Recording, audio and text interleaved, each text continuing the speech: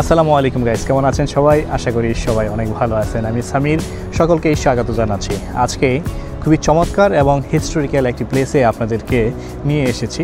এটি লিসবন থেকে খুব বেশি দূরে নয়, সেটুয়াল ডিস্ট্রিক্টের আলমাদা শহরে এই স্পেসটি রয়েছে। এটি মূলত 1949 সালে নির্মাণ কাজ শুরু হয় এবং 1959 সালে নির্মাণ কাজ শেষ হয়। সো আমি এই সম্পর্কে আপনাদেরকে বিস্তারিত বলবো। আশা করি আপনারা সঙ্গে থাকবেন এবং এই ভিডিওটি এনজয় করবেন।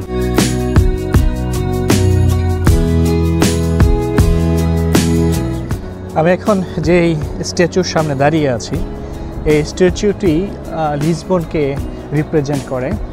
কারণ আপনি লিসবনে যেখানেই আসেন না কেন, যে লোকেশনে থাকেন না কেন, যেদিকে তাকাবেন সেদিকে এই স্ট্যাচুটি দেখতে পাবেন। অর্থাৎ আমরা যেমন ফ্রান্সে প্যারিসে যখন থাকি, তখন প্যারিসে প্রায় সবগুলো প্রান্ত থেকেই যেমনটা আইফেল টাওয়ার দেখা যায়, ঠিক তেমনই এই স্ট্যাচুটি লিসবনের যে কোনো প্রান্ত থেকেই দেখা যায়।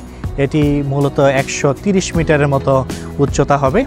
যেহেতু রাতে এটা লাইটিংয়ের ব্যবস্থা রয়েছে, সেই সূত্রে রাতেও এটি দেখতে খুবই চমৎকার লাগে। এটা শুধু দর্শনীয় স্থান নয়, এটি ক্যাথলিক ধর্মাবলম্বীদের জন্য একটি পবিত্র স্থান। এখানে রয়েছে একটি গির্জা ও একটি প্রার্থনাগার। দ্বিতীয় বিশ্বযুদ্ধের সময় পর্তুগাল ধ্বংসের হাত থেকে রক্ষা পাওয়ায় ঈশ্বরের প্রতি কৃতজ্ঞতার জন্য এই স্মৃতিস্তম্ভটি নির্মাণ করা হয়। দুহাত প্রসারিত করে যেন লিসবন শহর এবং পর্তুগালকে আগলিয়ে রেখেছেন এবং সবাইকে শান্তির বার্তা দিচ্ছেন। এটি লিসবন শহরে খুব কাছে এবং যাতায়াত সহজ হয়। প্রচুর দর্শনার্থী এখানে বেড়াতে আসেন। প্রতিদিন হাজারো মানুষ এখানে এসে প্রার্থনা করেন, পিকনিক করেন এবং লিসবনের অসাধারণ ভিউ উপভোগ করেন। স্ট্যাচুর আশেপাশে ছোট ক্যাফে, হাঁটার পথ এবং ছবি তোলার জন্য খুব ভালো জায়গা রয়েছে, যা পর্যটকদের জন্য খুবই আকর্ষণীয়। You don't want, Papa? Oh, yes. Anyway, বাচ্চাগুলো থাকলে কিন্তু সুবিধা আছে ভালো, কারণ মাঝে মাঝে আমিও খেতে পারি। আপনি যদি চান সেক্ষেত্রে এই স্ট্যাচুর উপরে টপে উঠতে পারবেন। সেক্ষেত্রে আপনাকে গুনতে হবে 8 ইউরো টিকিট প্রাইস। পাশে রয়েছে টিকিট কাউন্টার। এই স্ট্যাচুর উপরের প্ল্যাটফর্ম থেকে পুরো লিসবন শহর, তেজু নদী এবং 25 এপ্রিল যে সেতুটি রয়েছে, এই সেতুটি দেখতে পাবেন এবং সেই সাথে সমুদ্রের অসাধারণ দৃশ্য দেখতে পাওয়া যায়।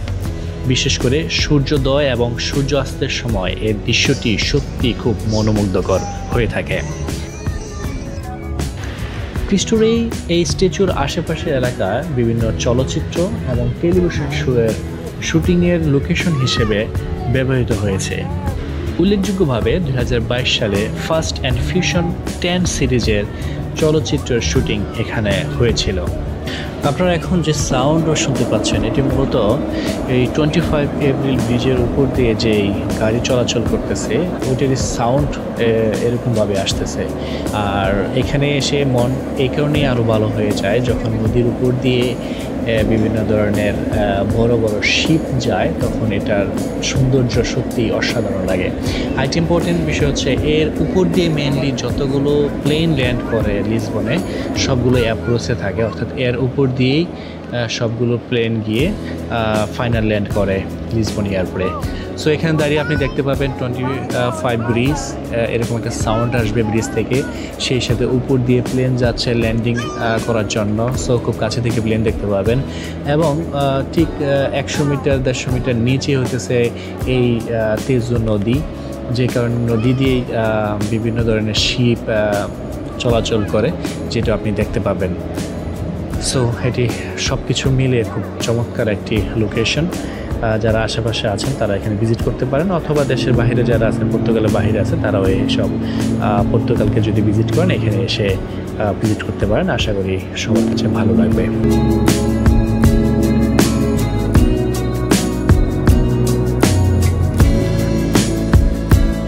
তো সবাই ভালো থাকবেন, সুস্থ থাকবেন, আমাদের জন্য দোয়া করবেন। দেখা হচ্ছে পরের কোনো ভিডিওতে।